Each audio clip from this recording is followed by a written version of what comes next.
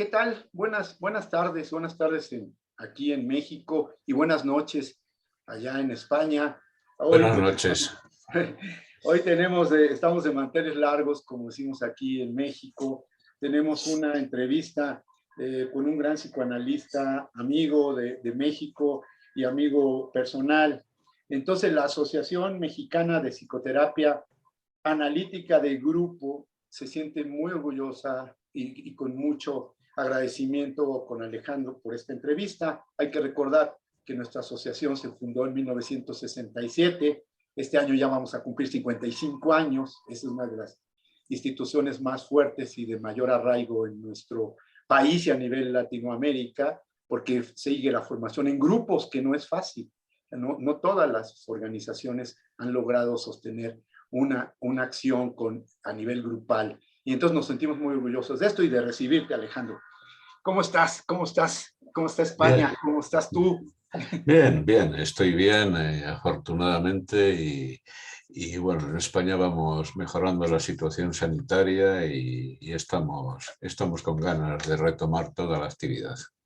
Qué bueno, Alejandro. Bueno, pues Alejandro, voy presentándolo de acuerdo a algunas cosas. Voy a hacer una presentación pequeña para que vayamos durante el proceso de este diálogo que tengo el honor de estar con él. Y bueno, Alejandro es un doctorado en psicólogo clínico, catedrático jubilado de personalidad. Luego nos dices cómo te va con la jubilación que tienes hace poco que lo hiciste. Evaluación y tratamientos psicológicos de la Universidad Complutense y anteriormente de la Universidad de Salamanca desde 1990.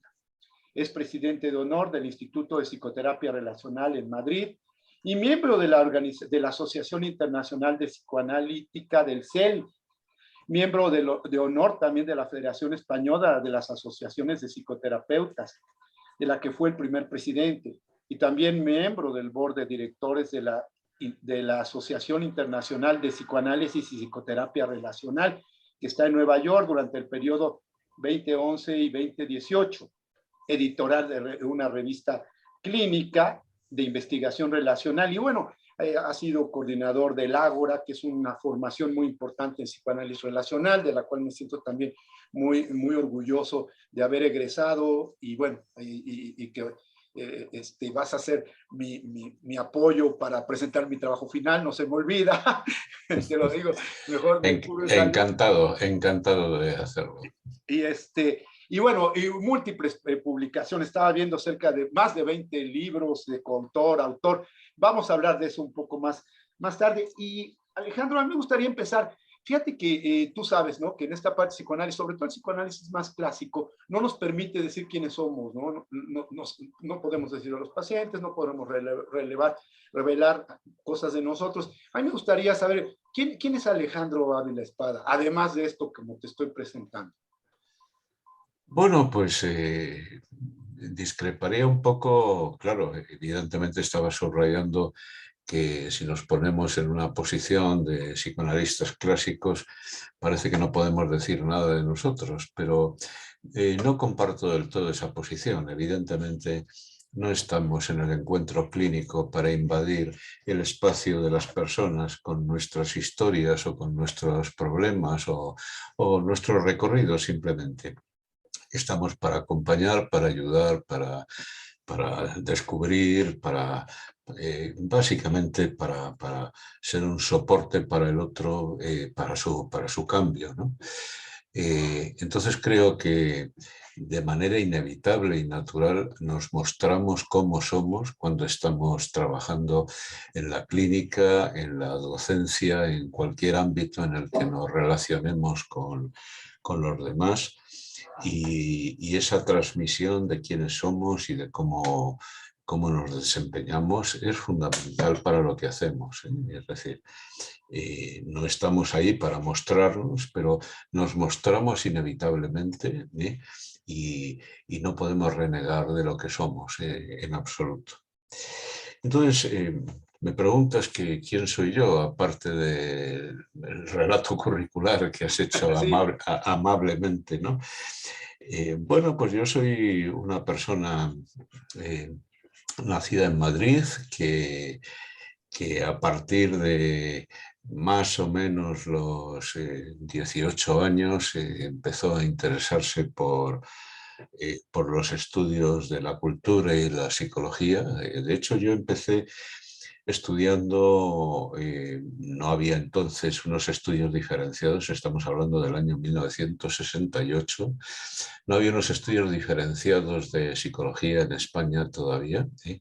Eran una parte final del recorrido de la formación en filosofía y letras, y yo empecé estudiando filosofía y letras, que tenía 2 años en que básicamente adquirías una visión cultural plural de muchos ámbitos y luego tenías que escoger especialidad, ¿no? En mis 2 primeros años, pues yo tenía más bien la intención y el deseo orientado hacia hacerme historiador o estudiar historia, ¿no? Y algo pasó en un verano, esto lo he recogido en un libro reciente, en un relato reciente que se ha publicado dentro del libro que compiló Ramón Mon, Los caminos al psicoanálisis relacional. Y un verano, el verano del 70, en que yo tenía que escoger especialidad, pues me incliné por la psicología. Y bueno, ¿qué me influyó? Pues desde luego las influencias procesadas en ese momento fueron todas inconscientes, es decir, no hubo un proceso de discusión racional así sesudo de por qué esto mejor que esto otro, ¿no? Lo cierto es que ese año, ese verano, leí Eros y civilización de Herbert Marcuse. Y probablemente me influyó profundamente esa lectura. Marcuse era un filósofo marxista interesado por el psicoanálisis, por la cultura, por la individualidad, pero también por el grupo, por lo comunitario. Y esa huella probablemente me influyó bastante.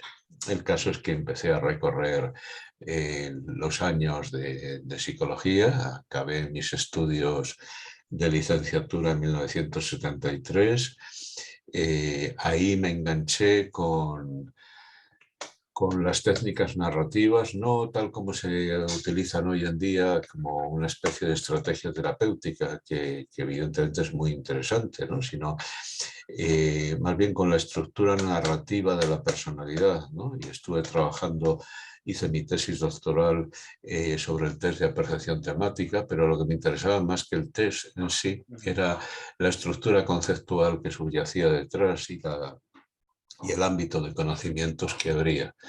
Y entonces, bueno, estuve trabajando en ese tema unos años, porque en aquel entonces, bueno, ahora hay una presión y una manera de enfocar lo que es una investigación muy diferente. Entonces éramos más enciclopédicos quizás, es decir, algo así como que para poder avanzar en cualquier campo del conocimiento había que conocerlo todo y saberlo todo y había que pasarse mucho tiempo estudiando, leyendo y mirando las cosas desde diferentes ángulos.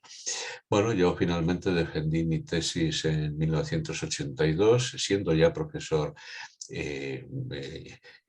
eventual, contratado, pero en cualquier caso profesor ya en la propia Facultad de Psicología en la que había estudiado. Y a partir de ahí siempre estuve interesado por cómo las personas reconstruían la narración de su historia, contaban su historia a otros y en definitiva se reconstruían como personas a través de observar su recorrido narrativo y la proyección que esto tenía en el presente y en el futuro. Y esos sí fueron un poco mis comienzos, ¿no? Básicamente, ahora que has mencionado que estoy jubilado, bueno, estoy jubilado prácticamente de casi todo, no totalmente, aunque tengo una pequeña actividad clínica y de supervisión dentro de lo que me permite la ley. Y también un poco el momento vital en el que estoy, es decir, en este momento, este año voy a cumplir 72, es decir, que no soy joven, obviamente, y se nota, ciertamente se nota. Entonces, prácticamente es un recorrido de 50 años porque bueno, yo en el 72 estaba, poco después de fundar Siampag, yo estaba terminando mi carrera. Ah, Por cierto, en el 74 yo empecé con los grupos, que es una cuestión que ha sido muy importante en mi trayectoria durante muchos años. Y estoy cerca de cumplir 50 años de recorrido profesional o de trayectoria, de interés, de implicación y de clínica, ¿no? Entonces, este es un poco...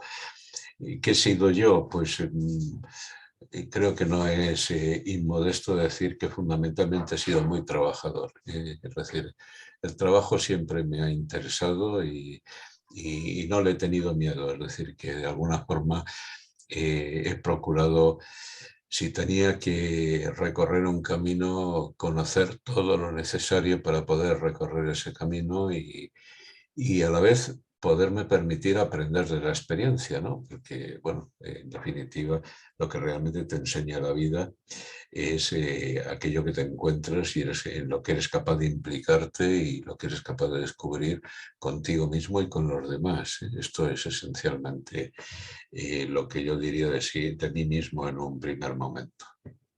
sí, Alejandro. Y fíjate, me llama la atención porque varios de los analistas relacionales o prerrelacionales, ¿no? Se está prestando en Ogden, en Bolas, que entran al psicoanálisis desde otras líneas, ¿no? Y creo que eso caracteriza a mucha gente desde el arte.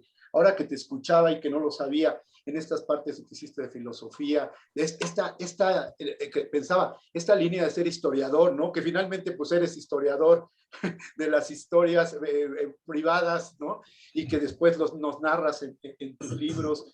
Y lo otro que me llama la atención es esto, que tú dices, había como una idea de que había que ser académico, ¿no? Muy a partir de lo racional.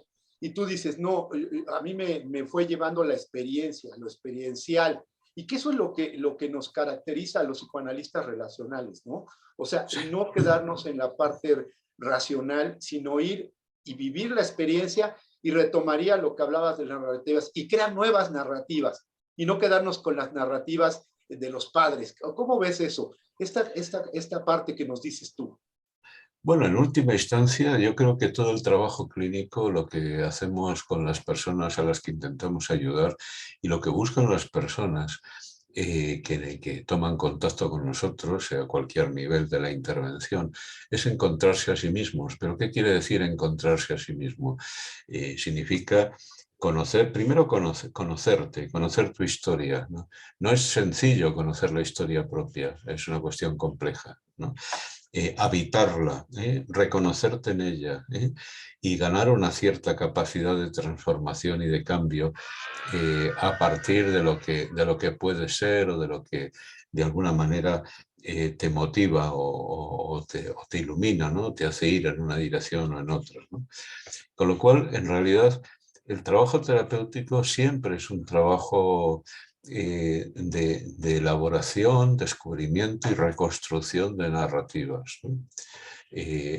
Implicadas, ¿no? En las que de alguna manera te toca a ti mismo centralmente y tú tienes un poco que estar ahí viendo con qué te encuentras, ¿no? Es decir, te encuentras con la experiencia, pero te encuentras con el relato de la experiencia y te encuentras con muchas cosas en esa dirección. Sí, y es parte de este psicoanálisis relacional. Tú desde el inicio entraste o cómo vas entrando al psicoanálisis relacional en tu práctica. Bueno, probablemente me despertaste el recuerdo que por otra parte es una parte fundamental de mi vida profesional, de mi vida clínica. Yo he estado haciendo clínica, digamos, atendiendo a las personas o a las parejas o familias desde el principio, pero yo he hecho grupos, el trabajo de psicoterapia de grupo con diferentes niveles de profundidad desde más o menos 1974 de manera continuada e intensa hasta 2004, es decir, 30 años. He estado 30 años haciendo grupos, además del trabajo clínico que de alguna manera he llevado, ¿no? Y creo que esto marca, porque en definitiva, si estás en el grupo con la apertura, digamos, interés de conocer qué es lo que está pasando ahí, ¿qué implica? Pues implica a las personas, a los sujetos, implica a los individuos, ¿no? Pero implica las relaciones, ¿no? Y ves la reproducción de las relaciones de las personas a lo largo de su historia y la reproducción actual de esas relaciones. Creo que esto es muy importante. Sí. Entonces creo, perdonad, que mi práctica grupal ha marcado mucho mi interés por lo relacional, indudablemente. Esto, ahorita me recordaste a Bion, ¿no? Cómo hace cosas individuales y lo que lo lleva a trabajar con grupos y a poder hacer esta parte de la relación. Y que bueno, hemos visto Blecher, Caes, por ejemplo, que habla de todo esto, Pichon Rivière, etcétera. Y lo relacional, ¿cómo le entras tú desde lo relacional? Porque mucha gente me ha preguntado eso, ¿no? ¿Cómo podemos entrar a grupos desde lo relacional, ¿no? Bueno, desde luego creo que todas las lecturas del grupo son interesantes, pero pues ya que has mencionado a Bion, Bion es un padre, una especie de padre general que de alguna forma nos ha hecho pensar en muchas cosas en los grupos, ¿no? Pero yo creo que lecturas del grupo como la de Caes, la de René Caes, nos alejan de ese entrecruce entre lo individual y lo grupal, ¿no? Es decir, porque nos lleva a la fantasmática del grupo, que es un proceso distinto realmente, ¿no? Claro, hay que tener en cuenta cómo lleva lo relacional en su acepción contemporánea, entiendo tu pregunta, ¿no? Pues obviamente porque a partir de un determinado momento empezamos a trabajar, a estudiar en profundidad autores como Stephen Mitchell, como Donald Winnicott, recuperamos a Ferenczi a partir de que se publica el Diario Clínico en 1982. Y ahí nos empezamos a encontrar con todo el mundo, ¿no? Está también la obra de Sullivan. Yo la obra de Sullivan la leí muy precozmente, la leí probablemente en el año 72, 73 yo estaba leyendo a Sullivan ya, que estaba traducido al castellano y en aquella época no podía leer de manera inglés, de manera consistente. Y lo leía en las traducciones castellanas, por otra parte un poco farragosas a veces, ¿no? Pero en cualquier caso, creo que esos aportes, ¿no? Leer a Sullivan, leer a Winnicott y pensar con Winnicott, leer y pensar con Ferenczi, leer a Stephen Mitchell, que ya hacía una propuesta estructurada, ¿no? Y luego encontrarnos con que yo me encontré un poquito más tarde, en un segundo momento, con la extraordinaria importancia de la obra de Kohut. Es decir, que quizás Kohut mismo aportó cosas muy valiosas, pero sobre todo los continuadores de Kohut tenían un planteamiento profundamente relacional, aunque no lo nombrara de esa manera. Por eso después, cuando nos hemos encontrado con los discípulos o epígonos de Kohut, como Joe Lichtenberg, que lamentablemente nos ha dejado porque ya era muy mayor también hace relativamente poco, ¿no? O el propio Stolorov, que en definitiva empezó con Kohut, ¿no? Aunque luego se distanció y puso mucho énfasis en no parecerse a Kohut o en decir que lo que él planteaba era una cosa diferente, ¿no? Y quizás ha hecho falta que aparezcan figuras como James Fosaggi, Howard Bacall, Shelley Doctors y otros para encontrar un punto de diálogo y de encuentro que está siendo enormemente fructífero. Entonces, yo llevo a lo relacional, en la acepción contemporánea de lo relacional, trabajando con colegas en seminarios de formación continua a todos estos autores, pensando, discutiendo, vinculándolo con nuestra práctica individual y grupal, y ahí nos encontramos, ¿no? Claro, fijaros que es hacia 2002 que se forma la IARP, es decir, que estamos justamente en el momento. El recorrido que yo estoy ahora mencionando es un recorrido personal que yo estoy haciendo de forma latente y más o menos implicada desde mediados de los 70, pero estudiando activamente y trabajando profundamente estos autores ya en los 80, ya a principios, mediados de los 80. Cuando estamos ya, es decir, a principios de los 90 trabajando en profundidad, pues quizás echando en falta muchos autores y diciendo, bueno, quizás no hemos leído con suficiente atención y detalle a Ferenczi, no hemos leído con suficiente atención y detalle a Winnicott, no hemos leído con suficiente atención y detalle a Kohut, vamos allá, ¿no? Pues digamos como que el puzzle encaja y empieza a cobrar un sentido global, ¿no? Y esto es, yo creo que lo que fundamenta la perspectiva, ¿eh? En España en particular, aunque digamos el ágora relacional que tú conoces se forma en 2006 de manera formal, pero está latente desde por lo menos la mitad de los años 90. A la mitad de los años 90 ya estamos trabajando de esta manera, pensando de esta manera, escribiendo y publicando artículos en ese momento, pero de esta manera. Oye, ¿era el grupo Grita? ¿Cómo está el Sí, grupo? ¿Sí? Grita es un grupo que sigue vivo, que sigue trabajando. Están en él pues, Carlos Rodríguez Sutil, Ariel Lieberman, Augusto Abelló, Rosario Castaño y yo mismo principalmente, aunque hemos tenido otras personas que han estado en determinados periodos, ¿no? Y bueno, es un grupo de pensamiento, discusión, lectura y publicación, ¿no? En definitiva, pensamos juntos, investigamos juntos y trabajamos juntos. Este grupo como tal, con esa denominación, es un grupo de los 90, de finales de los 90, pero hay precedentes anteriores que conducen hacia ese lugar. Lo interesante de esto es que ahora, obviamente, con una frecuencia mucho más pequeña que antes, pero nos seguimos reuniendo, nos seguimos encontrando y charlamos y hacemos cosas, ¿no?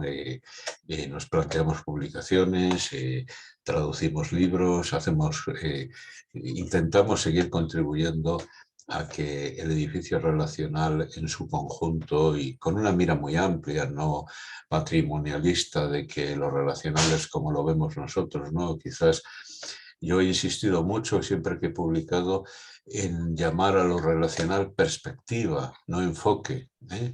Es decir, no traemos una nueva teoría alternativa o superadora de las anteriores, traemos una perspectiva que queremos incorporar a nuestra reflexión y a nuestra práctica, y esto es extremadamente importante. Oye, y en esta parte relacional, digamos, yo he visto, he leído y me tocó cuando estuve por allá con ustedes, una entrevista a Bacal. Tú has hecho muchas entrevistas de personalidades que has llevado. Sí.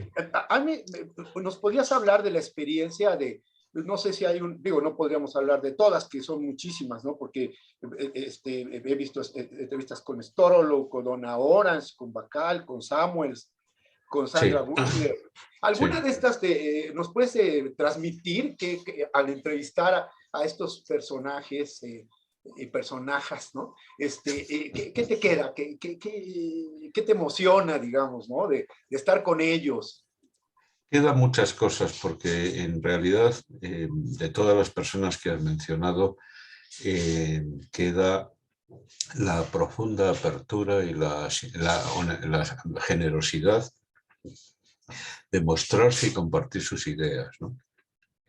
Recuerdo especialmente, ahora haré mención a quizás a las que también hemos repetido entrevistas con algunas figuras porque ha sido más posible, ¿no? Pero recuerdo especialmente la entrevista que le hicimos a Bob Stolorow cuando tuvimos ocasión de traerlo de nuevo a Madrid, porque lo trajimos en un primer momento en el 2002 a España, al Magro, y luego lo volvimos a traer 10 años después, en 2012. En ese momento lo entrevistamos yo y un colega portugués, que había venido a un grupo portugués también a escucharle y estuvimos dialogando con él.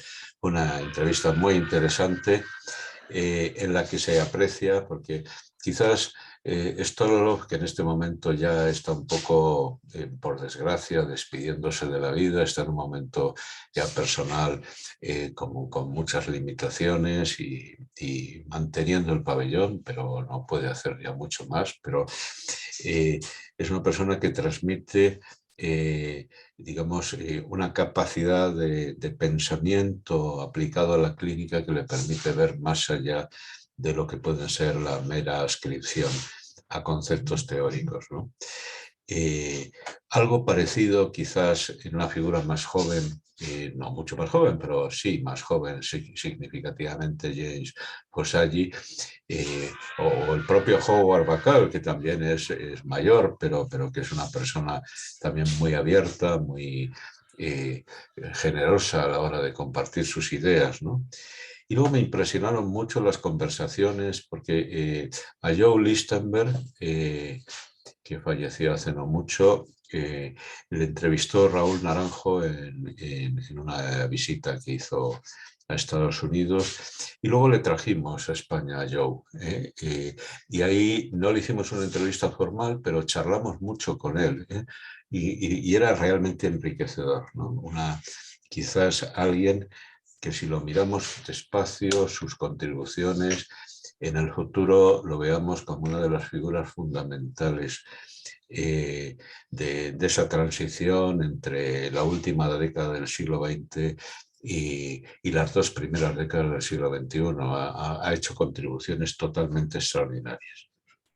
Pero en este punto querría destacar la pasión, la generosidad, la implicación y la enorme riqueza de las contribuciones de Sandra Wissler. Sandra Wissler, que la hemos podido entrevistar 3 veces y que todavía aspiramos a una cuarta, porque si la pandemia permite recuperar con facilidad los movimientos, es muy probable que la volvamos a tener en España en octubre, que aprovecharía para venir a intervenir en un congreso y de paso pues nos encontraríamos con ella y haríamos algún recorrido. Pues Sandra es una figura muy, muy extraordinaria. Hay que leer sus obras, ¿no? Es decir, nosotros hemos tenido la oportunidad hasta el momento de traducir 3 de sus libros, que yo les recomiendo profundamente, no se los pierdan, ¿no? Además, en México, son ustedes los convocantes de esta reunión, ha habido un grupo de estudio que ha trabajado con ella un tiempo, es decir, de hecho, la primera traducción castellana de Valores de la Clínica la hicieron en México, luego la hemos revisado y actualizado, pero en cualquier caso fue un gran trabajo, ¿no? Y yo les recomiendo no perderse a ninguno de estos autores. Por supuesto, hay muchos otros con los que hemos trabajado y que nos han dejado una huella profunda. Shelley Doctors, Joyce Slocumber, Stephen Noblau, Andrew Morrison, la propia Donna Orange, que esperamos volverla a tener con nosotros en junio en Madrid. En fin, un sinfín de contribuciones que yo creo que ese ha sido nuestro compromiso, es decir, de no solamente erigirnos en portavoces o en transmisores de unas ideas, sino decir, bueno, vengan ustedes, si es posible, si lo podemos sostener, si las personas están dispuestas también a contribuir, vengan y muéstrenos directamente lo que nos tienen que transmitir, ¿no? Y esto es muy importante. Por fortuna estamos en un mundo muy audiovisual ya, es decir, que vamos a tener también poco a poco pues muchas grabaciones que podremos recuperar y trabajar con ellas, y en ese sentido creo que nos dejan una huella muy, muy profunda. Oye, y me parece muy interesante, digo, yo estuve en esa ocasión de Bacal, que lo que hacen en el Ágora, ¿no? En la formación de estos alumnos y alumnas en el Ágora, es precisamente hacer un puente con estos autores, ¿no?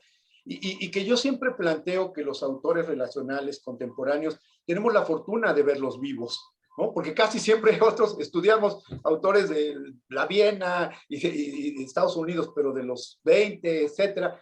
Entonces, es una fortuna contar con esa posibilidad y eso es lo que a mí me impacta mucho de labor tuya y del equipo del Ágora, de que hacen este puente con estos autores que se leen, ¿no? Y que los puedes ver allí, ¿no? Y que puedes hablar con ellos y que puedes no solo llenarte de la parte de su conocimiento, ¿no? Sino de lo que hemos venido hablando, de su experiencia, ¿no crees? Y eso Es me que es parece muy, importante. lo es y mucho, porque fíjense que es muy importante la época, el estar incrustado en una sociedad determinada, cómo afrontas las contradicciones y los problemas de un momento, de una época histórica, de unas sociedades concretas, y tener posibilidad de intercambiar con personas que nos traen una experiencia reciente, no solo lo que podemos inferir de sus libros o de su correspondencia en el pasado, ¿no? Sino que nos hablan de una sociedad que es cercana a la nuestra o que es literalmente la nuestra, ¿no? Y ahora mismo lo podemos ver, ¿no? Es decir, que los que son miembros de IAP y están asistiendo, digamos, al intercambio de mensajes a propósito de la crisis de Ucrania, pues se pueden estar dando cuenta de alguna manera de la importancia del posicionamiento en la realidad social actual, concreta, en los problemas del presente, ¿no? Nosotros no hacemos clínica en el vacío, hacemos clínica en una sociedad concreta, en un momento concreto, con una historia detrás, pero también con una proyección de futuro. Y esto es fundamental que lo tengamos presente en lo que hacemos. ¿Qué es esto que decías y que yo que te comentaba también, ¿no? Esta como parte que hablabas al principio de ser historiador, ¿no? Pero no solo de una historia individual, sino de una historia colectiva. Y creo que eso es lo que apasiona del psicoanálisis relacional, Alejandro, ¿no? Que puedes estar, como dices, ahora estamos en el chat y afortunadamente hablando de lo que sucede en Ucrania, ¿no? En otro momento, en los congresos, se hablan de situaciones, por ejemplo, de cosas de Chile. Por ejemplo, hubo una ponencia por ahí de Víctor Doñas donde hablaba que le toca hacer el análisis de uno de los también, de los que llevaron a su abuelo a la cárcel, algo así, y toda esa consideración, ¿no? Me acuerdo también de otro psicoanalista, no recuerdo el nombre, que hablaba de cómo trabajar con el racismo, por ejemplo, sobre Estados Unidos, ¿no? Que él se pensaba no racista y cuando una paciente le dice, si eres racista, él se acuerda en ese momento que él cuando iba de la mano con su papá, se atravesaron la calle. Entonces ahí viene el recuerdo de él y él sintiéndose no racista, a su paciente le toca esa parte. ¿No, Alejandro? Claro. Eso es lo apasionante, ¿no crees? Por supuesto, eso es esencial, es decir, que nadie estamos en un contexto teórico o vacío de significado, estamos en un contexto complejo y nosotros mismos somos portadores de una historia en la que hemos atravesado muchas contradicciones en nuestra propia experiencia. Es decir,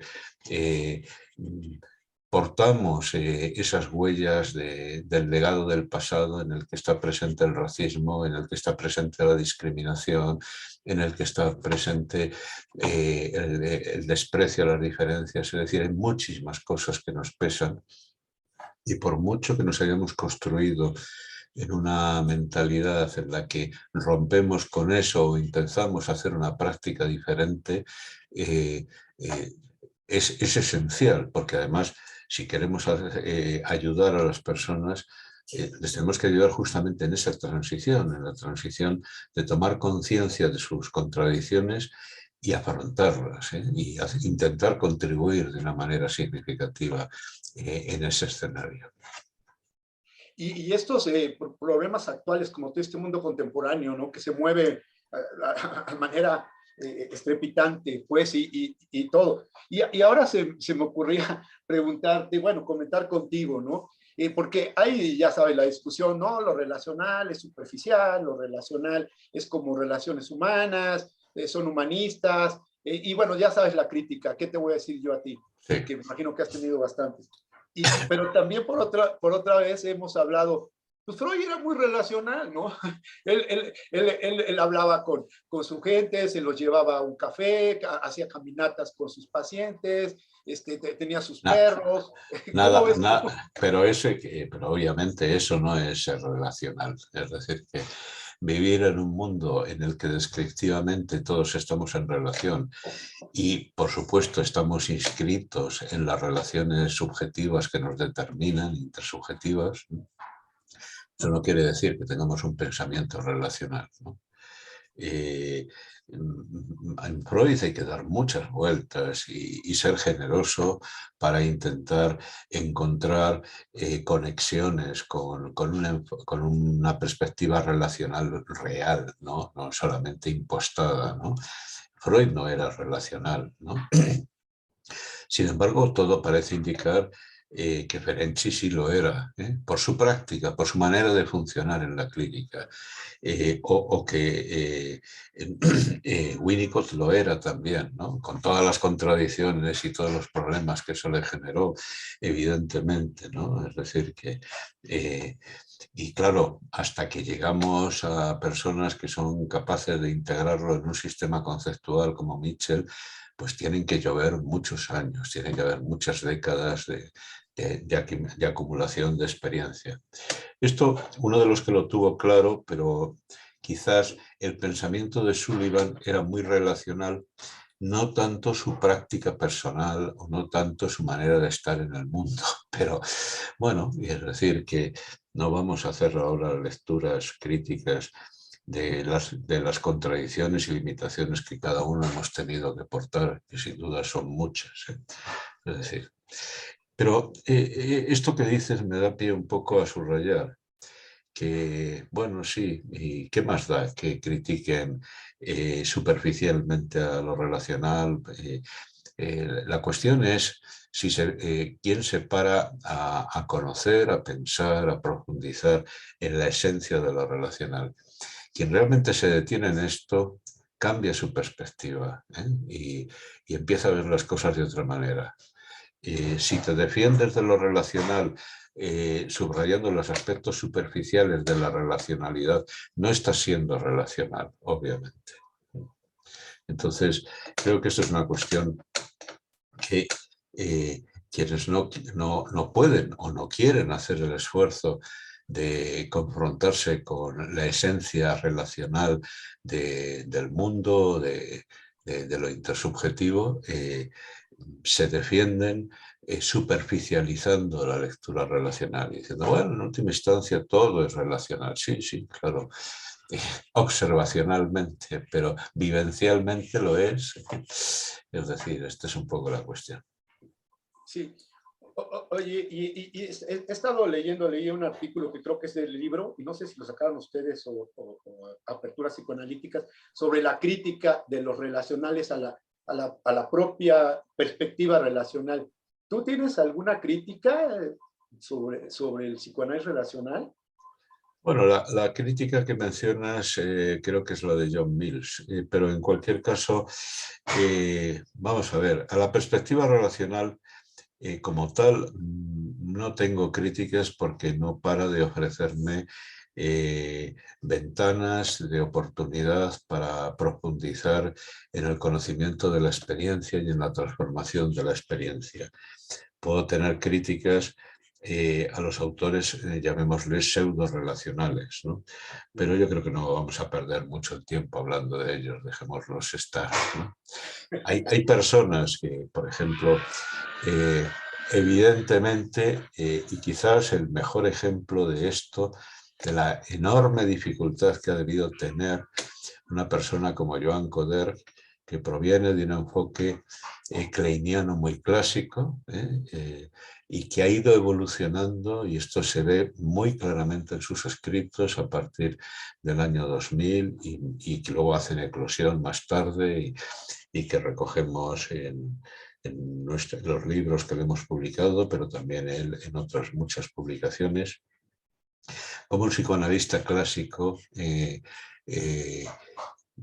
con una formación muy profunda y muy rica y muy compleja, descubre lo relacional, la esencia de lo relacional, y se atreve a defenderlo y a postularlo contra sus propias creencias anteriores, ¿no? Esto creo que es muy valioso y a mí me parece que en un momento como este, en que él está ya muy mayor, es decir, Joan está para cumplir 92 años, es decir, que quizás no le quede demasiado tiempo con nosotros, ojalá mucho, pero en cualquier caso no podemos pedirle ya que sea una figura activa y viva, llena de iniciativas, sino que en todo caso le acompañemos y nos acompañe. Merece un reconocimiento especial por haber vivido en su propia experiencia, en sus propias obras, esa transformación. Sí, me recuerdas esto, estaba pensando en el objeto transformacional de bolas, ¿no? ¿Cómo nos vamos transformando, ¿no? O en esta parte que tú hablas también de Kohut, ¿no? Que habla que estamos en lo dinámico.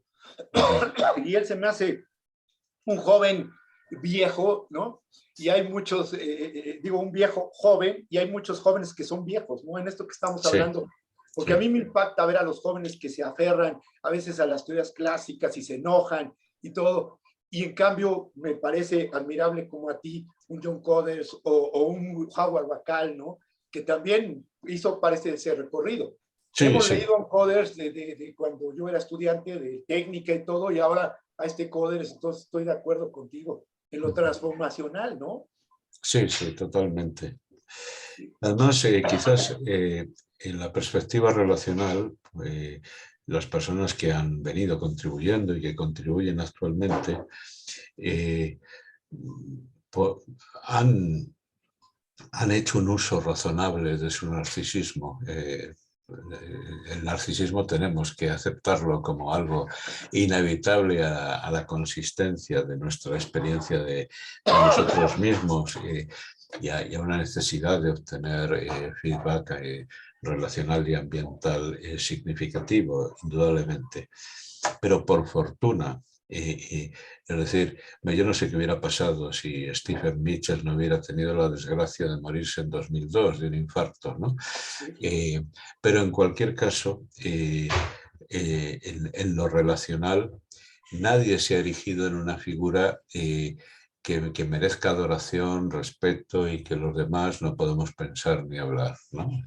Sino que podemos pensar, hablar, crecer, reflexionar, encontrarnos, desencontrarnos un poco a veces, reencontrarnos y no hacemos culto a la personalidad, ¿no? Creo que esto es una enorme ventaja es decir, el psicoanálisis está lastrado por un culto reverencial a Freud que seguramente el propio Freud hubiera discutido si hubiera vivido muchos más años y hubiera tenido la posibilidad de hacerse oír. Pero en cualquier caso, el psicoanálisis no crecerá y no se transformará en algo de nuevo vivo y completo si no renuncia a los ídolos, ¿no? Es importante tener referentes, pero los ídolos son un problema. Sí, y tienes razón, porque yo siempre comento que el inconsciente siempre estará, ¿no? Pasarán lustros, años, etcétera, pero la forma de verlo irá cambiando, ¿no? Porque como tú dices, que el narcisismo no nos gane, ¿no? Porque yo también lo pienso el inconsciente como como el universo, ¿no? Y si estamos aquí viendo una estrella, vemos esa estrella, ¿no? Y eso es lo que vemos. Y si estás tú allá, verás otra estrella. Eso lo veo así, por lo que tú dices, ¿no? Sí, sí. El no crear Sí, sí, cultos, el poder pensar cómo se integra. efectivamente. Oye, te voy a hacer una pregunta porque quiero ver dos de tienes muchos libros, ¿no? Y muchos escritos, pero tú eres papá, Sí, ¿sí? sí, yo tengo dos hijos. Lo que ¿Sí? pasa es que ya son mayores, ¿eh? Es decir, tengo una hija de 42 años y un hijo de 28 para 29. O sea que pertenecen a dos momentos de mi vida diferentes y ahí están, ¿no? Haciendo sus recorridos, ¿no? Y teniendo, mi hija mayor tiene a su vez, tengo dos nietos de ella que son encantadores y que están ahí, bueno, pues abriéndose camino en este complejo mundo. Sí, porque fíjate que yo leí tu artículo del padre y me impactó mucho, me impactó, ¿no? Y de hecho lo retomé para unas cosas, precisamente para un trabajo en AMPAC que hicimos sobre la Ujú. paternidad. Entonces, me impactó como esto que hablas del padre generativo, del anhelo de padre, Sí. de la terceridad. Eh, ¿Puedes hablar un poco de eso?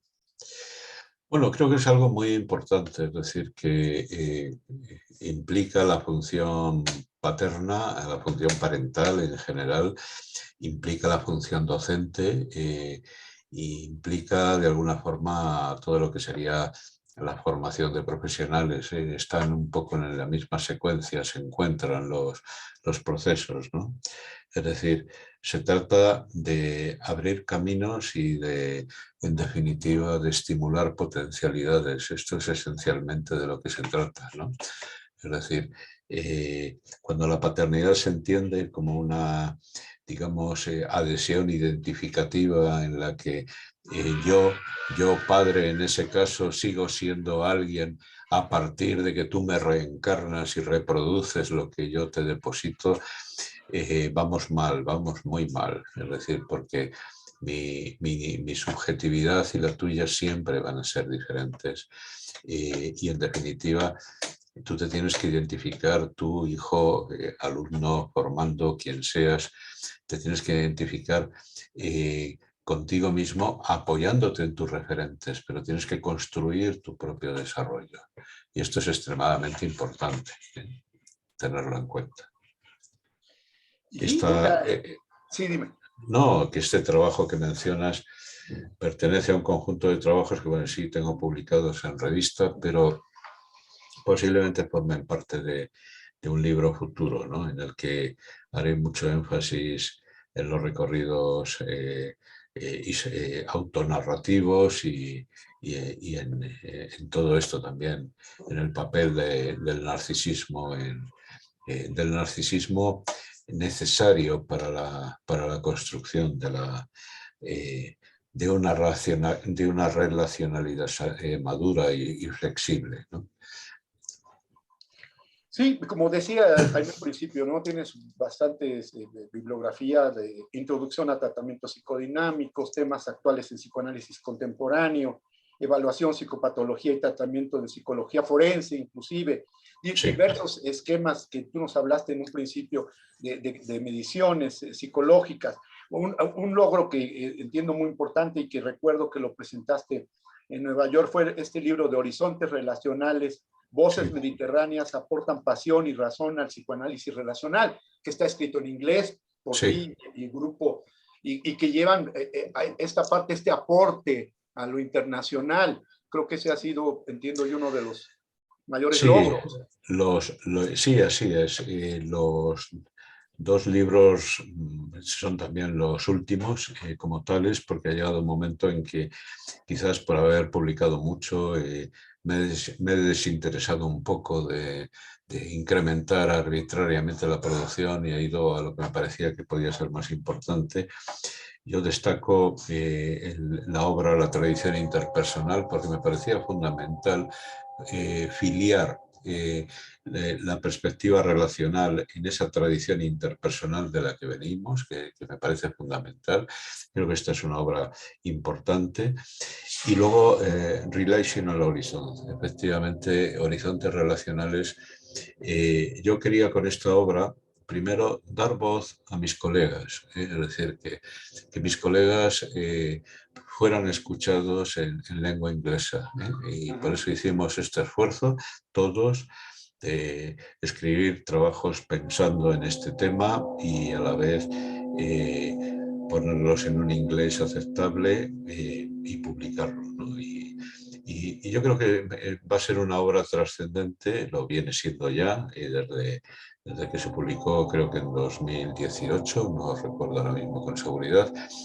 Es una obra que da testimonio de que en Europa, en el sur mediterráneo, hay personas que piensan en esta dirección y que tienen algo que decir, ¿no? Y que, bueno, pues tendremos a veces visiones parciales y puede que desarrollemos alguna idea equívoca o que no esté bien planteada, pero en cualquier caso estamos vivos y estamos trabajando. Y esto es lo que de alguna forma queríamos que se supiera en el escenario del mundo de habla inglesa. Claro, yo creo que si ustedes, ¿no? Porque han tenido la oportunidad de llevar a las personas de habla inglesa a que compartan, fue otra oportunidad, ¿no? También de aportar desde los hispanos, hispanoibéricos, pues, Sí. el trabajo, ¿no? Y bueno, en inglés para que pueda ser leído como sabemos que es un idioma universal. Así es. Oye, y hablabas ahora hablabas del libro que aquí lo tengo, por cierto, La tradición interpersonal, ¿no? Que sí, te lo correcto. recomiendo mucho. Mira, aquí tengo todo cómo los voy leyendo y subrayado y todo, mira, acá. Entonces, muchos artículos, lo que hablas me gusta mucho, ahí aprendí mucho de Sullivan.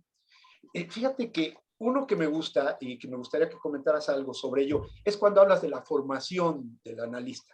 Que lo haces en conjunto con esta autora que yo también admiro, que es Sandra Ruiz. Sandra, sí. ¿Qué nos puedes decir de esto que ustedes plantean? ¿No? Porque a mí me impactó, ¿no? Esto de cómo ustedes empiezan a narrar cómo debería, bueno, no debería, sería importante no pegarle a la autoestima, ¿no? Por ahí del analista en formación. Sí. Sí, vamos a ver, yo creo, con Sandra hemos charlado mucho de esto y siempre que nos encontramos, que por fortuna y a veces también con la ayuda de estos medios telemáticos, pues podemos seguir nuestras conversaciones. Yo creo que la formación de un analista futuro o en formación, por supuesto que tiene que ver con el estudio, que tiene que ver con la práctica clínica supervisada, que tiene que ver con la capacidad del análisis personal, pero hay algo esencial, que es que hay que dotarle de una estructura grupal. Es decir, que hace falta que la formación tenga una estructura grupal. Que muchas cosas de la formación se vivan y se hagan en grupo, se discutan en grupo, se piensen en grupo. Y se genera un espacio de debate, ¿no? Es decir, que, por ejemplo, haciendo mención a la práctica, en este momento, de vez en cuando tengo que intervenir en los programas formativos que llevamos a cabo aquí en Madrid, pero como intervengo en otras partes, ¿no? Pero la única que tengo estable, fija, es una reunión mensual de 3 horas con el grupo de los alumnos que están en formación, en el cual trabajamos casos normalmente de su propia práctica, porque por fortuna la gente que está en formación es gente que está iniciando o que tiene ya una práctica y que o bien quiere adquirir una visión relacional más profunda o bien quiere reconsiderar la perspectiva relacional de lo que hace. Y esos grupos, los cuales trabajamos intensamente durante 3 horas, un número reducido, claro, no puede ser un número muy amplio, 10, 12 personas como mucho, son muy ricos porque logramos construir un espacio en el que se habla con libertad, ¿no? Se habla con libertad de lo que se hace, de lo que se piensa, de lo que ocurre con el paciente, de lo que uno echa en falta, de lo que en definitiva se vuelve necesario, de los impasse, de los momentos de saturación, los momentos de acting que a veces son inevitables, todas estas cosas, ¿no? Y yo creo que esto es esencial en la formación. Por tanto, démosle a la formación una perspectiva grupal, que no quiere decir que le demos mucho peso al aprendizaje de las técnicas de grupo, que por supuesto son muy interesantes y vienen bien, ¿eh? Es decir, quizás un terapeuta que va a trabajar fundamentalmente en la clínica, en un marco individual, o que va a trabajar con pequeños grupos como las familias, etcétera, le convendría en cualquier caso tener una experiencia de formación grupal extensa y a la vez vivir la experiencia de la práctica grupal convencional, porque es muy enriquecedora, enormemente enriquecedora. Entonces, en Sí, definitiva, claro, ¿qué estamos haciendo? Pues leer cosas juntos, discutirlas, discutir casos. Esto es esencialmente lo que hacemos. sí, porque lo que ustedes hablaban en el artículo es que si tú maltratas, ¿no? En un sentido afectivo, real, a los alumnos, ellos maltratarán a sus pacientes, ¿no? Por supuesto. Es decir, que si la persona que se forma se ha sentido maltratada en su formación, aunque no haya sido consciente de ello en ese momento, va a reproducir ese vínculo traumático. Esto es indiscutible. Sí, entonces ese capítulo, el libro es muy recomendable y ese capítulo en especial, yo se lo he planteado a los alumnos y sobre todo, fíjate que AMPAC da esa oportunidad que tú hablas, ¿no? De esa formación en grupos para grupos, ¿no? Y da la oportunidad de compartir. De hecho, la directiva es una directiva en donde hay alumnos y hay ya psicoanalistas graduados, y eso hace una oportunidad de democracia, de una oportunidad de poderte sentir cómodo, ¿no? Y no diferente a los analistas de mayor edad o de mayor experiencia. Entonces, esta experiencia que tú platicas acá, los que hemos formándonos en AMPAC, la tenemos, ¿no? Entonces, y vamos de acuerdo, por eso el impacto de este capítulo para mí fue importante, y que lo hayas escrito con Sandra Wheeler me parece excelente. Bueno, te quiero hacer una pregunta más. ¿Tú cómo ves? Porque el psicoanálisis no ha logrado, o sea, creo que la práctica de la vida y la rapidez de las nuevas generaciones van incluyendo temas que desde el psicoanálisis, digo, tradicional, el relacional, sí creo que va alcanzando más de cerca algunos temas, ¿no? Como la transgéneros, las parejas del mismo sexo, las adopciones, estos úteros subrogados. ¿Tú cómo sientes que desde el psicoanálisis relacional o desde otro, cómo vamos a ir entendiendo estas situaciones que se presentan y que nos rebasan? Porque cuando ya lo escribes es que ya sucedió y los tenemos en el consultorio, ¿no? ¿Qué opinas de esto? Bueno, esto es un ámbito fundamental, es decir, que en la humanidad ha llegado un momento, porque estos temas están presentes con diverso grado de intensidad y de complejización tecnológica desde hace más de casi 2 décadas o una década por lo menos, pero ahora están empezando a tener una importancia extraordinaria, ¿no? Se cruzan en la vida de muchas personas, ¿no? Y es algo que está ahí, es decir, que porque la humanidad está confrontada con una dificultad esencial en los procesos de reproducción natural, es decir, que de alguna forma esto va a ser un tema eh, preferente. Yo en mi práctica me lo encuentro con una cierta frecuencia, es decir, personas que están haciendo su recorrido, su trabajo personal y que se encuentran con esta problemática, o personas que acuden porque están en esta problemática y no saben cómo gestionarla y que se encuentran con una gran dificultad y con un bloqueo, ¿no? Porque en definitiva las dificultades en la concepción tienen que ver con en última instancia con la estructura fundamental de la subjetividad, ¿no? Es decir, de qué soy capaz y de qué no soy capaz, qué puedo tener y qué no tengo, ¿no? En qué medida eh, eh, soy fértil o infértil, no solamente en el sentido de la descendencia, sino en todos los sentidos de la vida. Esto es muy importante. Entonces, creo que Hay ya algunas publicaciones que yo he podido ver, no las estoy siguiendo todavía con demasiado detenimiento desde el punto de vista relacional, quiero decir, porque publicándose sobre este tema hay ya muchísimas cosas, ¿no? Pero desde una perspectiva relacional se está empezando a publicar sobre esto y desde luego le tenemos que prestar atención y recoger de la experiencia real de nuestro trabajo con las personas que atraviesan estas dificultades y que tienen que enfrentar estos retos, eh, cómo lo viven, cómo lo vivimos nosotros con ello, las contradicciones muchas veces ideológicas con las que nos tenemos que confrontar y la apertura que podemos tener a recibir la diferencia o la manera de decir que, por supuesto, una parte de mí puede tener una gran dificultad en entender cuestiones que hoy en día ya no son tan infrecuentes como los vientres de alquiler, la maternidad subrogada, etcétera, etcétera.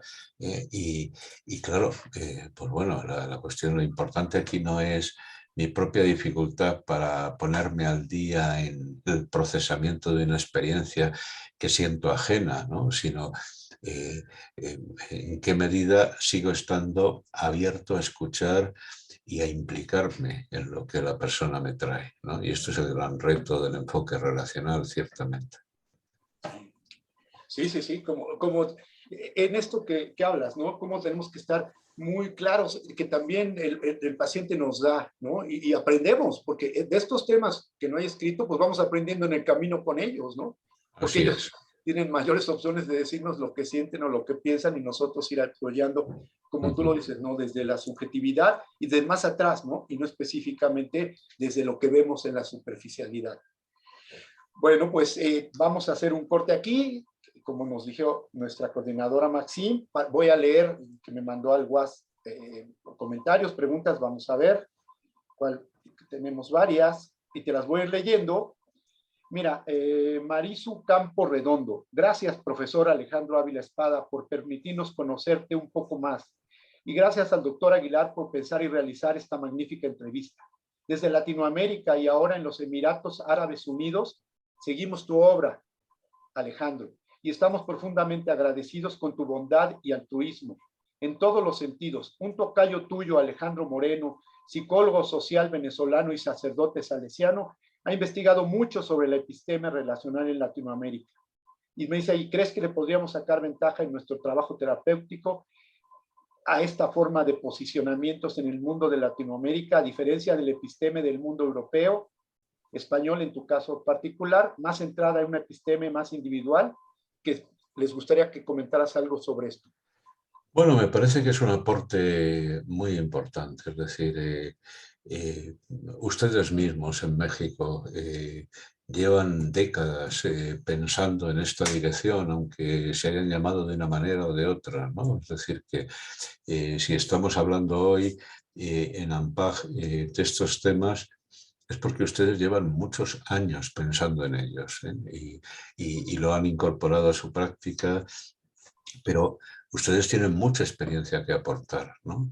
La visión que se puede ofrecer desde la cultura y la sociedad mexicana, que por otra parte México es un país muy plural y muy complejo, en el que hay miles de influencias, o muchos otros entornos. Efectivamente hay mucho que recoger de esa experiencia y pensar con, ¿no? Es decir, que es cierto que hay que escribir una historia más que nada para que quede recogido los diferentes aportes y dónde están de alguna manera los documentos o los pensamientos a los que conviene prestar atención.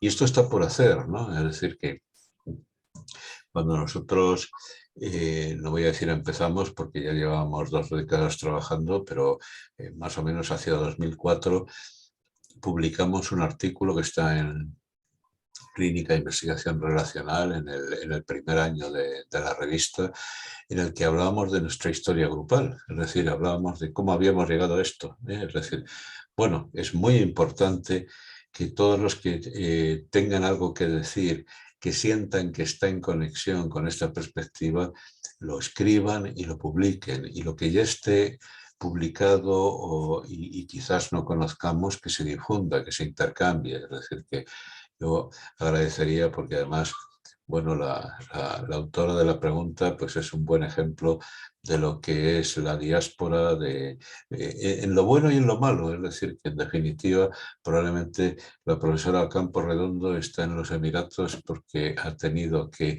es decir, no ha podido hacer lo que quería y necesitaba hacer en su propia tierra, pero seguramente en su tierra hay gente que sigue poniendo en acto y en pensamiento cosas muy interesantes, como se está recuperando ahora en Argentina, que evidentemente Argentina tenía mucho que decir sobre esto, pero quizás estaba demasiado apegada a sus propias tradiciones, en Chile, en Perú. Es decir, hay mucho que decir desde culturas que no tienen los referentes individualistas europeos y que sin embargo son muy trascendentes para lo que estamos hablando hoy. Muchas gracias. Nos preguntan, ¿cuáles serían algunos de los parámetros técnicos del psicoanálisis grupal desde la perspectiva relacional? Bueno, difícil pregunta para abordarla en unos pocos minutos. Es decir, parámetros técnicos. Es decir, bueno, ¿cuáles son los parámetros técnicos en el grupo? ¿No? Es decir, quizás la sutileza de comprender la esencia y las peculiaridades del encuadre grupal, que esto es esencial, ¿no? Cómo captar y dar voz a las atmósferas grupales y trabajar con ellas, ¿no? Y luego poder releer a los sujetos desde esta perspectiva en la que se enriquecen del grupo, ¿no? Pero la pregunta tiene mucha miga porque quizás está por escribir algunos trabajos en los que se piense el grupo clínico, el grupo terapéutico, desde todo lo que nos ha aportado la perspectiva relacional de las últimas décadas. Yo no he visto este tipo de trabajo escrito y desde luego los que se sientan grupalistas están animados a contribuir, yo mismo, por supuesto, pero creo que es una tarea quizás para hacer entre varios. Sí, y me recordaste a Mauricio Cortina, que también quiere entrarle, ¿no? Y él desde el apego Sí, desde Mauricio es extraordinario, hace unas contribuciones muy, muy valiosas. y también quiere entrarle al grupo desde otra perspectiva, ¿no? Digo, fuera de las que ya conocemos. Sí, Y sí, sí. es como entrarle. Beatriz Piña dice, totalmente de acuerdo en que la formación promueva lo grupal como forma de aprendizaje y crecimiento, pertenencia y reconocimiento de los compañeros del gremio. Aquí tenemos muchas gracias, doctor Ávila. Esto de atacar el narcisismo de los alumnos es particularmente válido también en la formación del médico. Miguel Maldonado, buenos días desde Lima. Tenemos varias felicitaciones, saludos, Tere Canalizo. Jorge Valencia pregunta, ¿cómo reconstruye el paciente sus narrativas a través de la relación terapéutica? Bueno, tomemos esto que es una pregunta, ¿no? Agradezco mucho los saludos y comentarios de los colegas de Lima y de ahí de México que has mencionado, ¿no? Bueno, cualquier persona que acude a la ayuda clínica viene a contar su historia, esto es indudable. Lo que pasa es que es una historia que muchas veces no ha pensado, no ha puesto en palabras, necesita un soporte relacional, obviamente, en este caso en la relación terapéutica, porque, es decir, ¿dónde está el interés? Es decir, esto es una imagen muy maniqueísta y no quiero que se queden con ella como un resumen, pero digamos que el peligro del psicoanálisis clásico era colocar al analista en el lugar del que puede interpretar lo que al otro le pasa, ¿no? Mientras que en la perspectiva relacional, en todo caso, vamos a reconstruir una historia juntos, a ver qué podemos entender juntos, ¿no? No qué voy a entender yo sobre ti, eh, ni siquiera tampoco una pretensión a veces un poco metafísica y agobiante de que tú lo descubras por ti mismo y yo estoy solo aquí para estar, escucharte y acompañarte y poco más, ¿no? Es decir, no, la vida no es así. La vida tiene muchos momentos difíciles, pero por fortuna la humanidad, mejor o peor, con mayores o menores desencuentros, vive acompañada, ¿eh? Vivimos con, ¿no?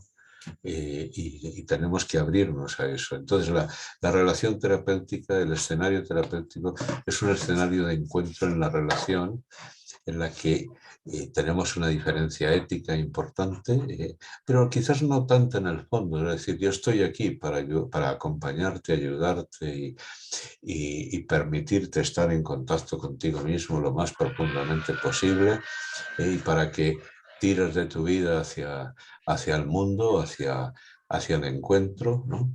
Y tú estás ahí también un poco para lo mismo, con la única diferencia de que en realidad no te tienes que ocupar de mí, aunque inevitablemente en algunos momentos serás sensible a lo que yo te transmita como persona, ¿eh? Y ahí es importante que nosotros estemos dispuestos a recibirlo y a escucharlo, ¿no? Porque ¿quién, es decir, en la vida de los terapeutas, no es mi caso actualmente, que tengo una práctica muy pequeña, ¿no? Muy limitada ya por diferentes razones, ¿no? Pero yo mismo en el pasado, o cuantos de los que nos estén escuchando hoy, dedican un número elevadísimo de horas al día a trabajar en la clínica, ¿no?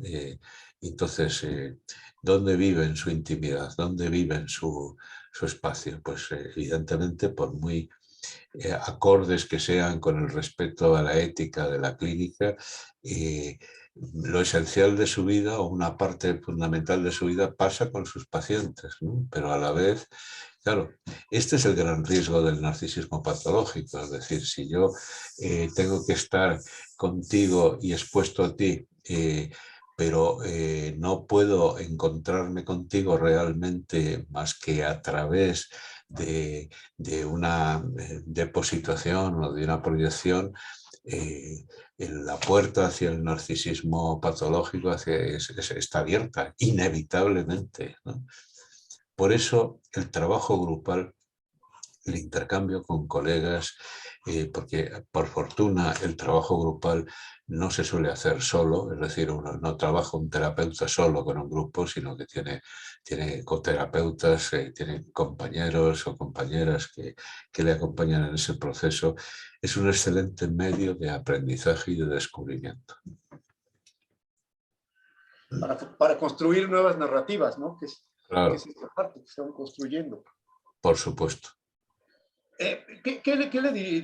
Aquí nos plantean, ¿qué le dirías a los jóvenes que están formando con respecto al psicoanálisis relacional? Como tú sabes, ¿no? Todas las formaciones toman algunos autores, pero pensando, por ejemplo, en Ferenczi, que ninguna formación nos dan Ferenczi. Y ahora, afortunadamente, en la WICSI y también en AMPAC, tenemos una materia de psicoanálisis contemporáneo y relacional, que yo lo imparto, y entonces empezamos a meter unas nuevas propuestas de estudio. Y entonces nos preguntan aquí, ¿qué le dirías a los jóvenes en cuanto en la formación y el psicoanálisis relacional? Bueno, que abran su mente, que se dejen acompañar, que busquen, que sean inquietos, que pregunten, que en definitiva se tomen la formación como un proceso activo en el que están participando y están teniendo la oportunidad de compartir ese momento con compañeros de la formación, y con profesores o terapeutas más experimentados que pueden compartir con ellos sus experiencias y sus dudas. La formación, en mi opinión, no es una transmisión de conocimientos ya establecidos. es una búsqueda abierta al conocimiento y es una dialéctica, un diálogo, y un repensar, ¿no? Y lo que a lo mejor no vemos claro hoy lo dejamos abierto para reconsiderarlo mañana y seguimos con ello, ¿no? Esto es, de alguna manera, el espíritu de la formación. Así que sean inquietos, que busquen, que hagan preguntas, que se encuentren con los demás, que no se tomen la formación como algo que lo tienen que hacer solos, que se sientan en última instancia con derecho a ser escuchados y a cuestionar, ¿no? Es decir, esto me parece muy importante. Sí, que es parte de nuestra tarea, ¿no? Claro, Cuestionar. Los que nos efectivamente. cuestionemos a nosotros mismos. Así, Luego así es, se nos olvida. así es. Oye, alguien que dice que por qué te jubilas, que te ves muy joven como para jubilarte y con mucha sabiduría. Bueno, no, es decir, ahí tenemos unos límites legales, supongo que no sé en todos los países, pero en España tenemos unos límites legales a partir de los cuales tenemos que atenernos a ciertos límites, ¿no? Pero también he de reconocer, claro, mm, a lo mejor entrar en la profesión, madurar desde la juventud, etcétera, tiene sus complejidades y sus procesos. Pero irse retirando, aunque sea muy poco a poco, aunque yo a lo mejor todavía esté dando la lata, pues a lo mejor 10, 15, pongamos 20 años como mucho, no me imagino yo con 90 años teniendo una entrevista. Como coders, ¿no? Pero yo no me imagino teniendo una entrevista de 90 años contigo así de esta manera. En la intimidad tal vez, pero en un medio de esta naturaleza no lo sé. Pero es decir, es difícil, es muy difícil retirarse parcialmente, ¿no? Y he de reconocer que no tienes las mismas fuerzas que cuando tenías 10, 20 o 30 años menos, ni mucho menos, ¿eh? No siempre tengo la misma claridad mental. Por supuesto, tengo más experiencia, tengo más cosas que compartir, pero no siempre tengo la lucidez y la avidez que a lo mejor tenía hace unos años. Es decir, que el proceso de ser mayor se percibe en la propia persona, no es una cuestión solo del envejecimiento biológico, ¿no? Es decir, también pesa la fatiga, es decir, bueno, pues, yo no sé los de ustedes que sean más jóvenes, pero supongo que ha habido días en el pasado en que a lo mejor yo he trabajado entre unas cosas y otras 12 horas al día, ¿eh? Sí. Es una bestialidad, ¿no? No creo que ahora fuera capaz de trabajar más de 5 o 6 horas al día, ¿eh? Es decir, lo noto, lo percibo, ¿eh? Nuestro trabajo implica muchas cosas, porque implica el esfuerzo mental, implica también muchas facetas que son limitantes de la movilidad física, de la falta de movilidad física, ¿eh? Eh, pero luego la motivación, la capacidad de sostener la atención, la capacidad, el desgaste emocional de la implicación emocional profunda, es decir, es probable que yo ahora esté emocionalmente mucho más disponible para conectar con las personas con las que trabajo que hace 20 años, seguro, ¿eh? Pero en cuanto a capacidad de conectar, sí. En cuanto a poder sostener esa posición mucho tiempo, no tanto. Y esto es importante tenerlo en cuenta. Sí, y duro, ¿no? Porque sabemos pues, de los analistas que enfermos Sí. están presentes o que ya muy mayores también. Bueno, eso muchos pacientes también pues, no saben qué hacer porque entonces se complica su análisis, etcétera. Sin embargo, hay esa idea, ¿no? También esta idea de cuándo se retira y qué haría el psicoanalista retirado, ¿no? Conocemos poco de qué hacen los psicoanalistas retirados, porque, como tú dices, el doctor Coder sigue presentando libros y sigue haciendo retirado en un Bueno, sentido.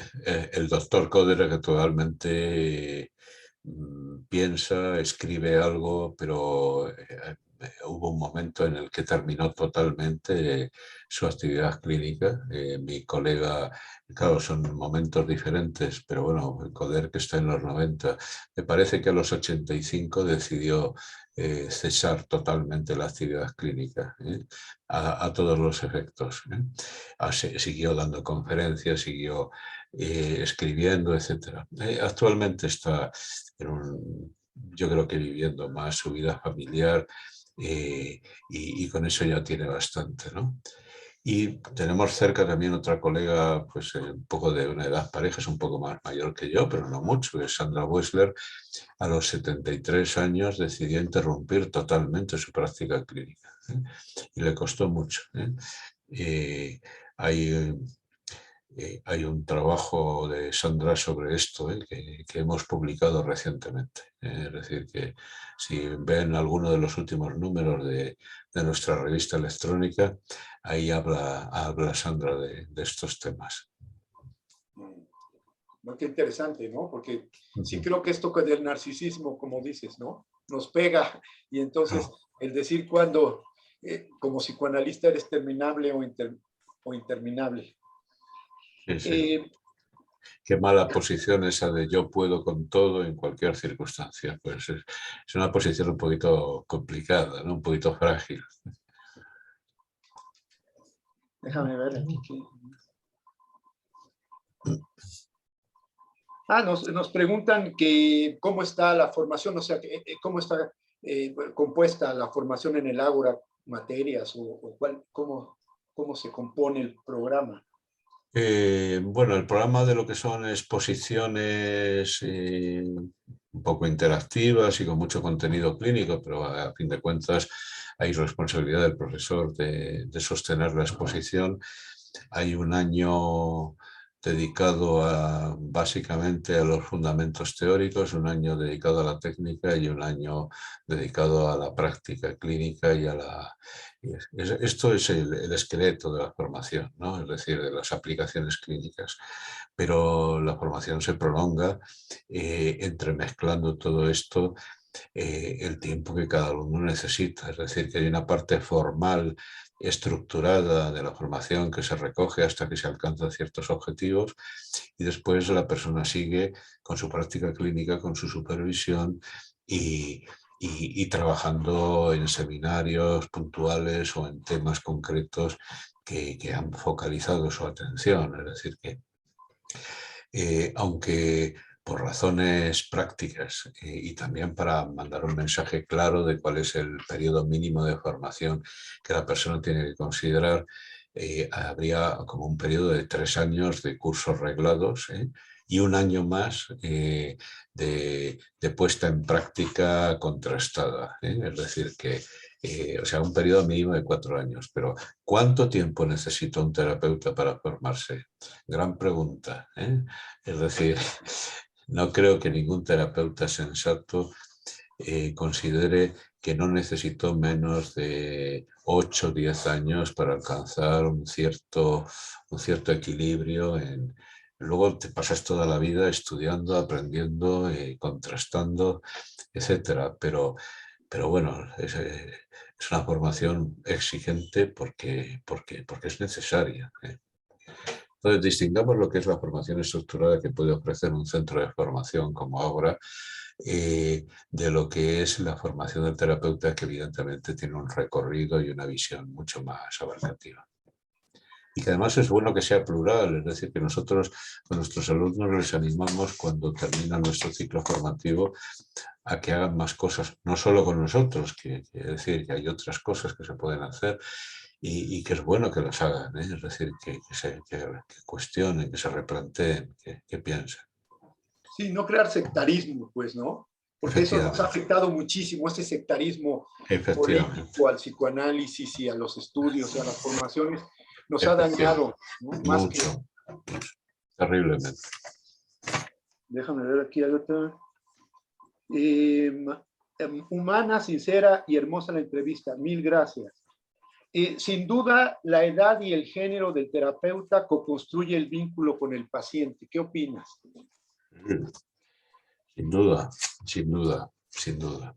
Es decir, yo una de las cosas, es decir, podría hacer una encuesta informal, que probablemente no haré de una manera estructurada, preguntándole a las personas a las que sigo viendo, la mayoría de las personas que sigo viendo, es porque quiero continuar un trabajo que estaba ya largamente empezado, ¿no? Pero sí, claro que afecta mucho la edad, ¿no? Es decir, yo me he encontrado a mí mismo preguntándome si no me verán muy mayor, ¿eh? Yo les agradezco muchísimo el comentario y yo sé que la imagen externa que puede darse y más por un vídeo como esto, pues a lo mejor hasta parezco joven, ¿no? Pero no lo soy, no lo soy. Y lo noto en el cuerpo, lo noto en la experiencia, en las huellas de la vida, y esto se transmite inevitablemente, ¿eh? Y yo me pregunto cuánto transmito de esto y cuánto de esto determinan mis pacientes. En cuanto al género o a la identificación de género, por supuesto que pesa mucho, pesa mucho. Yo Y tenemos que incluir, no he tenido especiales dificultades para trabajar cómodamente con personas de diferentes identificaciones de género. Sin embargo, una problemática que al menos en España, supongo que también en México estará ahí sobre la mesa, todo lo que es el transgénero, es decir, que es una cuestión muy, muy candente, muy presente en este momento, además en una sociedad como la española, que nominalmente, y subrayo lo de nominalmente porque en la realidad habría que ver, acepta estas cuestiones y no parece cuestionarlas demasiado. A los profesionales nos cuesta posicionarnos en el lugar de todo lo que mueve el transgénero, ¿eh? Es decir, esto es muy complejo, ¿eh? No seamos banales con esto, ¿eh? Es decir, una cosa es una reflexión ideológica abstracta en la que decimos, bueno, sí, esto nos parece bien, pero de pronto nos damos cuenta de que a lo mejor se están haciendo y tomando decisiones de calado vital personal demasiado precipitadamente y sin un periodo de elaboración y reflexión. La cuestión es muy compleja, ¿eh? sí, muy compleja. Y como tú Y dices, yo no me considero un experto en esto. y muy actual, ¿no? Muy compleja y muy Muy actual actual. porque está en nuestros espacios sociales Efectivamente, y de consultorio. efectivamente, efectivamente. Entonces tenemos que ir aprendiendo, ¿no? Con toda esta idea de comprendiendo y aprendiendo. Pues estamos llegando ya al final. ¿Quieres hacer algo final, un comentario final, estimado Alejandro? Bueno, yo estoy muy agradecido de que me presten esta atención, este interés. Es decir, siempre he tenido una profunda simpatía, y no solo simpatía, admiración por México y los mexicanos, ¿eh? Sé que hay muchas otras personas de otros contextos que están siguiendo este acto, pero sí quiero dejar testimonio de que mi admiración por México es profunda. Es decir, creo que eh, han, eh, muchos mexicanos han sabido, primero, mantienen una aportación vital a la cultura hispanohablante decisiva, ¿no? Por otra parte, ayudaron mucho a España en un momento muy difícil, en un momento de nuestra historia que fue muy difícil, y no lo hicieron desde el rencor de lo que en alguna medida pudieron sufrir en la época de la dominación española, siglos atrás, ¿no? Entonces esto habla de la generosidad mexicana, ¿eh? Y yo todas las experiencias que he tenido en México DF, en Monterrey, en Oaxaca, en muchos lugares de México, en Mérida, han sido muy gratas, ¿eh? Y el contacto con colegas mexicanos ha sido siempre muy rico para mí. Y yo les agradezco mucho que me den esta plataforma y esta atención, y sigo estando a disposición de ustedes para lo que quieran. Oye, pues muchas gracias, Alejandro. ahora vamos a promover. Te quiero decir finalmente que te agradecemos a nombre de la Asociación Mexicana de Psicoterapia Analítica de Grupo, pues te agradecemos que hayas tenido esta gran oportunidad de darte un tiempo y ahora que estás más descansado y poder hacer este diálogo en lo personal, que a mí es muy significativo. En el 2004 que estuviste aquí, yo te escuché en la Universidad Intercontinental y en AMPAC, y me impactó mucho, y desde ahí me sembraste una semilla de qué era el psicoanálisis relacional. En ese momento, para mí, no sabía absolutamente nada, me dejó lo que nos presentaste, me impactó tanto que ahora yo me considero un psicoanalista relacional, que he estudiado, que me he preparado para poderlo hacer y que llevo también mis conocimientos a las personas. Entonces, estas medidas de identificación que uno encuentra por ratitos, esto espero que también a muchos jóvenes y no jóvenes, esta plática contigo les sirva para sembrar la semilla, si no solo del psicoanálisis relacional, sino de la vida y la experiencia de un hombre que se ha dedicado durante 50 años a trabajar el tema del sufrimiento humano y de la comprensión humana. Entonces, agradezco muchísimo en lo personal y a nombre de la asociación que me ha dado la oportunidad de hacer este diálogo, que me siento orgullosísimo de haberlo hecho contigo. Y les recuerdo, ¿quieres decir algo? No, agradecerte tu cariñoso comentario. Y bueno, esperamos verte en México. Llegaste en 2004, ya te hace falta llegar, y si ahora, aunque sea de descanso, y ya te robamos para una conferencia chiquita. Y quiero comentarles el curso virtual que tenemos, Los sueños y las aplicaciones clínicas de neuropsicoanálisis, con Daniela Flores Morsi. Aquí están las fechas.